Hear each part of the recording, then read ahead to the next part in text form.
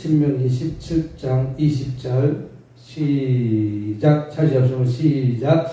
그리하면 그의 마음이 그의 형제 위에 교만하지 아니하고 이 명령에서 떠나 자로나 우로나 치우치지 아니하리니 이스라엘 중에서 그와 그의 자손이 왕 위에 있는 날이 장구하리라. 아멘.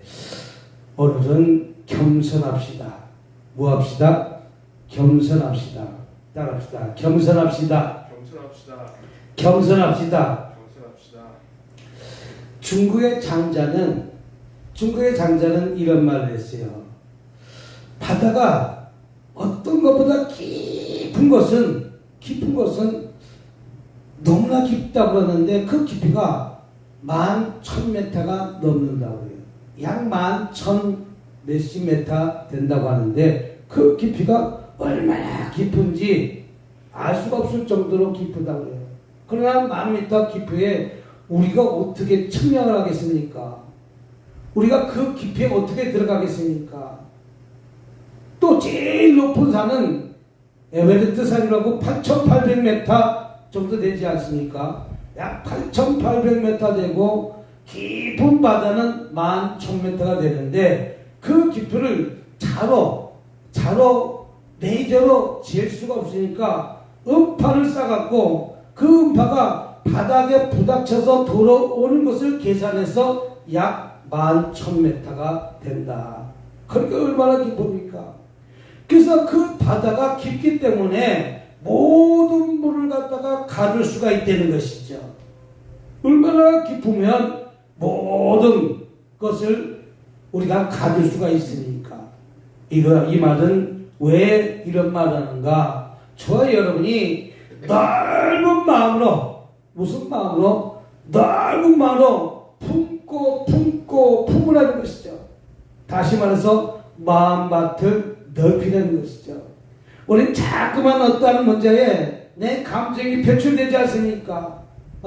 그것을 잘 받아들여야 됨에도 불구하고 받아들이지 못하고 금방 내 마음까지 좁으니까 그것을 갖다가 확 표출하는 것이죠.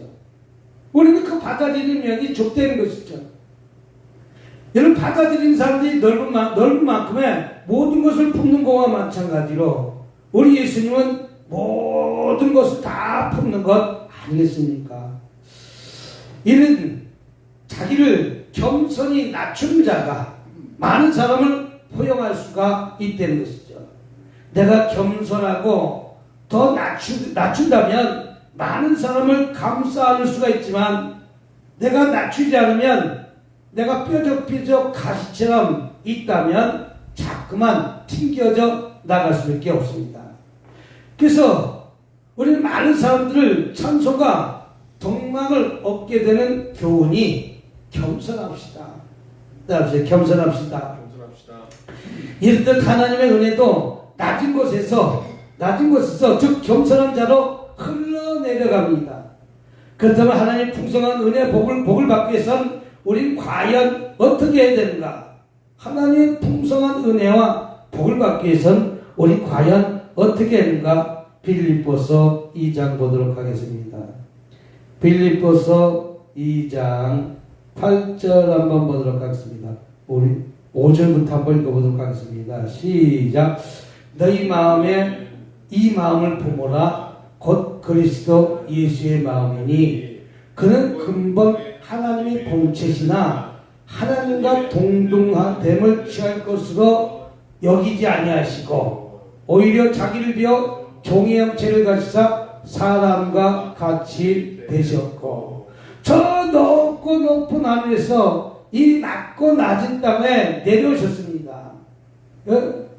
자기를 비웠기 때문에 종의 형체를 가지사 사람과 같이 되셨고 또 사람의 모양으로 나타나서 자기를 낮추시고 죽기까지 복종하셨으니 곧 십자가의 죽음이다.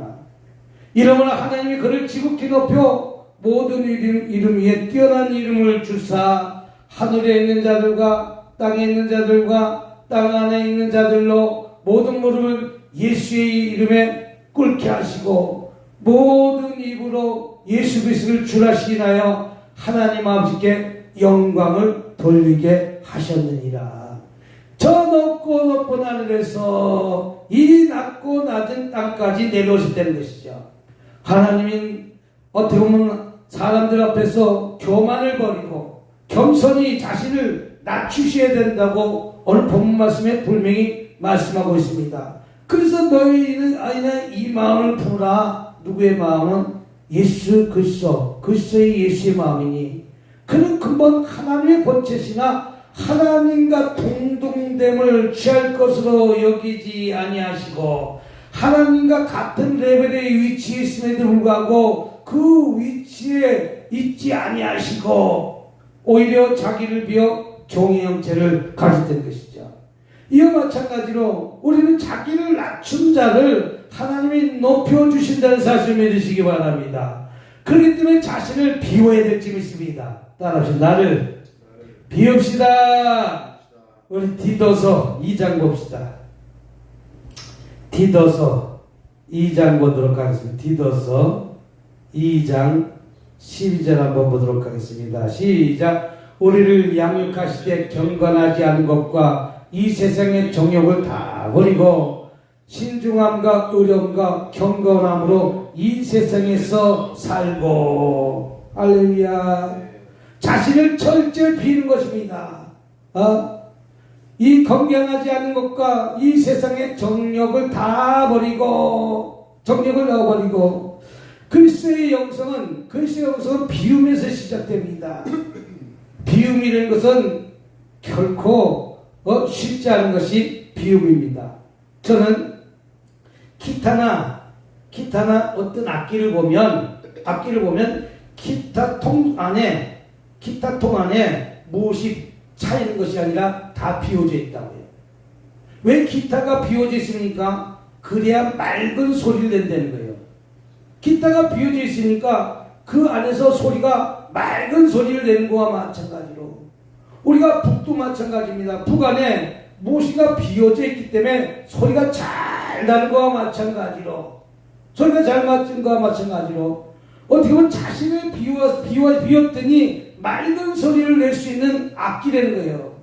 이와 마찬가지로 우리는 악기가 좋은 소리를 내기 위해서 그 속 안이 비워진 것처럼 저와 여러분들도 나의 정욕을 다 버리고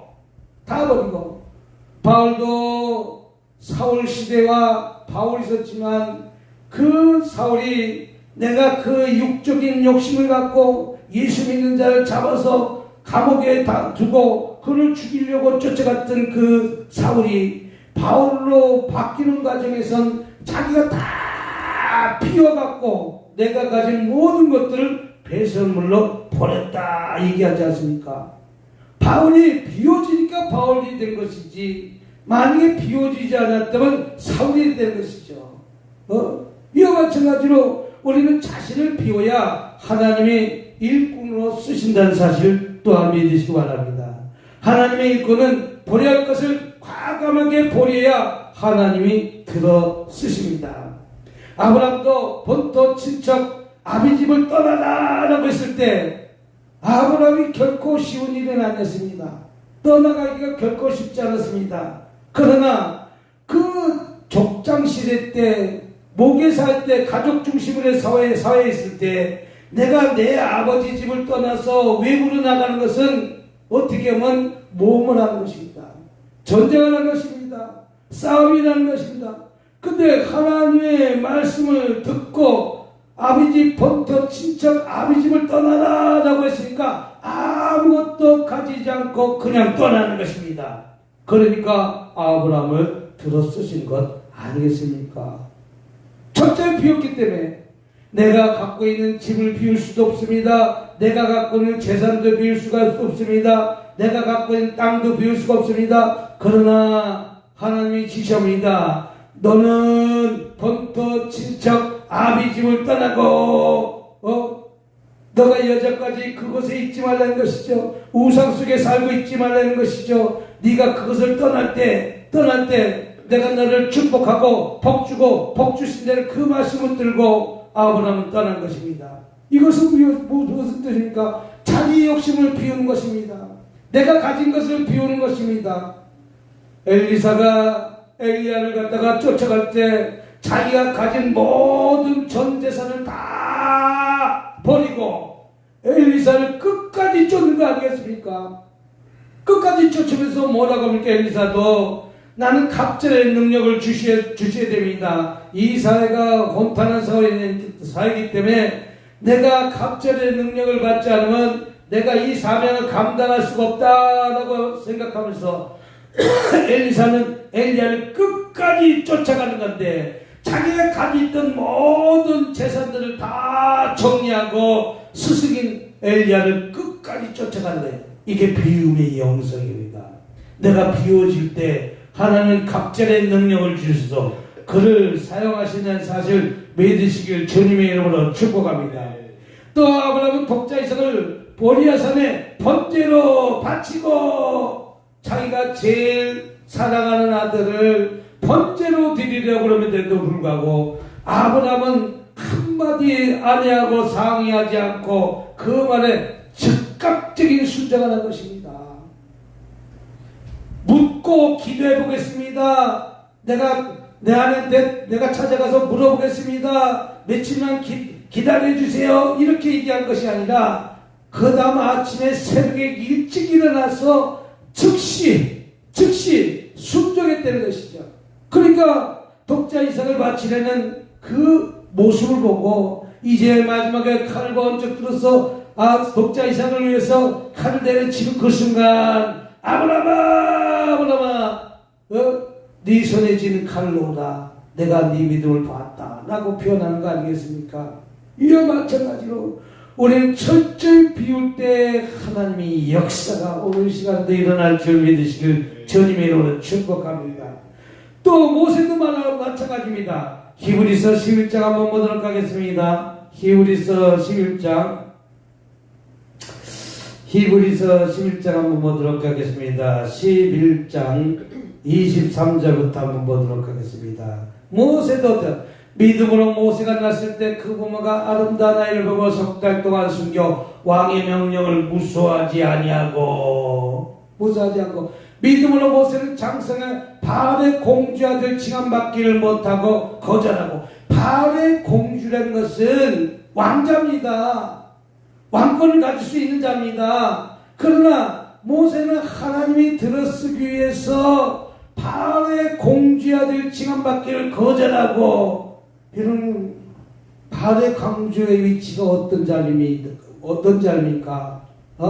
호의호식한 자이고 많은 물질을 가진 자고 모든 금으로 다 둘러싼 옷을 입을 것이고 또 말을 타고 다닐 것이고 수중에 수많은 군사가 쫓아다닐 것이고 좋은 것을 먹고 배부르고 자기가 하고 싶은 마음껏 누리고 살 수 있음에도 불구하고 모세는 비롯된 것이죠.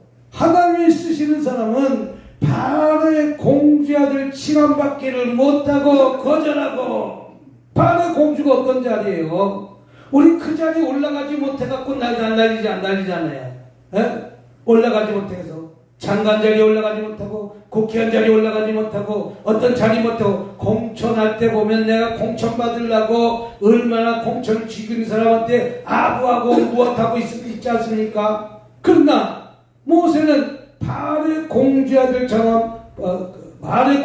칭함받기를 무엇하고 거절하고 도리어 하나님 백성과 함께 고난받기를 잠시 죄악의 낙을 들인 것보다 더 좋아하고 모세가 오늘 저렇게 하나님이 쓰시는 것을 보면 거절할 줄 알았기 때문에 하나님이 그를 쓰신다는 것이죠.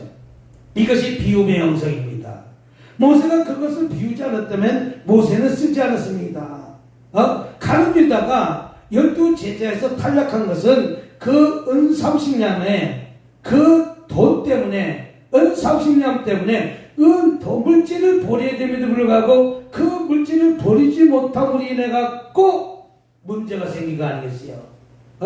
이와 마찬가지로 내가 철저히 비움의 영성을 가져야 됨에도 불구하고 비우지 못하기 때문에 모세는 바알을 봉주의 아들 지원받기를 더 거절하고 도리어 하나님 백성과 함께 고난받기를 잠시 죄악의 낙을 누리는 것보다 더 좋아하고 그리스도를 위하여 받는 수모를 애굽의 모든 부하보다 더 큰 재물로 여겼으니 이는 상 주심을 받아봅니다. 이 세상의 모든 금은 부하보다 하나님의 상만 바라고 쫓아갔던 거예요. 하나님의 상. 이게 비유미 영성입니다. 우리는 애굽의 모든 부하를 다 버릴 줄 아는, 비울 줄 아는 저와 여러분이 될 때 하나님이 그때 저와 여러분을 들어 쓰신다는 것이죠. 할렐루야, 할렐루야, 할렐루야. 이 세상에도 많은 사람이 버릴 것을 버리지 못하면서 문제가 생깁니다. 버려야 할 것을 버리지 못했기 때문에 문제가 생기는 겁니다. 물질을 갖다가 부정적인 중국의 어떤 부자가 아니라 어떤 사람은 첫 번째 우리나라 5번째 안에 부자는 얼마나 돈을 많이 벌었는지 집이 100평도 넘는 그 집에 다 돈으로 가득 찼다는 거예요. 이 부정부패에서 번 돈이라고 해요. 나중에 형쟁에 끌려가서 이제 죽음에 도달했을 적에 그 많고 많은 100평 아파트에 가득 찬 돈이 무슨 소용이 있겠냐 이거죠. 어? 내가 그 가정한 욕심을 버렸다면 자기 목숨은 살았을 건데 그 욕심 때문에 나의 욕심 때문에 그렇게 나의 욕심 때문에 그래서 그 결론적으로 사형장에 끌려가서 죽임을 당하지 않습니까? 우리는 버려야 될 것을 버리지 못한 결과물을 낳은 것을 볼 수가 있습니다. 우리는 철저히 버려야 됨에도 불구하고 버리지 못한 무엇인가 있다면 오늘 인생은 철저히 버리시길 주님으로 축복합니다. 그래서 애굽의 모든 부하를 버리고 무엇을 버립니까? 욕심을 버리고 욕심이 잉태한즉 죄를 낳고 또 자기 정욕과 고집을 모두 버리고 또 자기 고집과 모든 아집을 다 버리고 비워진 곳에 하나님의 은혜가 들어온다는 것이에요. 내가 무엇인지 비워졌을 때 하나님의 은혜가 들어오는 것이지 나의 아집, 고집, 욕망 그런 것들로 가득 차 있다면 하나님이 들어올 공간이 없다는 것이죠. 그럼 우리는 이렇게 비움의 영성을 가져야 되는데 그러면 어떻게 되겠습니까? 누가복음 3장 14, 11절처럼 나누는 삶을 삽시다. 3장 11절 대답하여 이르시되 옷 2벌이 있는 자는 옷 없는 자에게 나눠줄 것이요 먹을 것이 있는 자도 그렇게 할 것이라 하고 옷 2벌 있는 자는 옷 없는 자에게 나눠줄 것이며 나눠주라는 것이죠. 나눔하라는 것이죠. 우리는 사랑의 쌀이라고 해가지고 사랑의 쌀이 들어올 때부터 계속해서 흘려보내고 나눠주고 있습니다. 제가 쌀이 없던 시절이 있었기 때문에 쌀이 떨어지는 시절이 있었기 때문에 힘들고 어려운 자들에게 계속해서 쌀을 내보내고 있습니다.